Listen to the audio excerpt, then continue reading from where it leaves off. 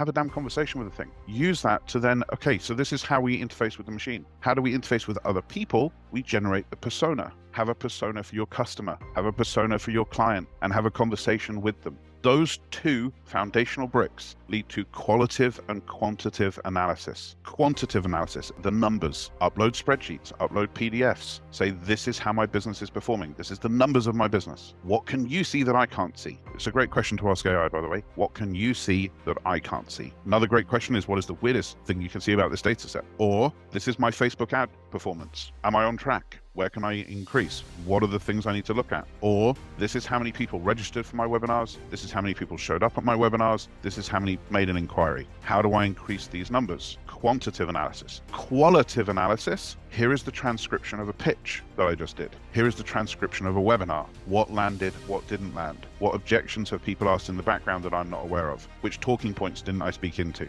Here is my website. What are people taking away from my site? When someone views this piece of text, what do they think? And what do they think is fantastic, but what does the persona think you generated in advance? Far more powerful. The advisor, the persona, layered on top is qualitative and quantitative analysis. Big fancy words for upload words or upload numbers and ask it to tell you something. On top of that is generation.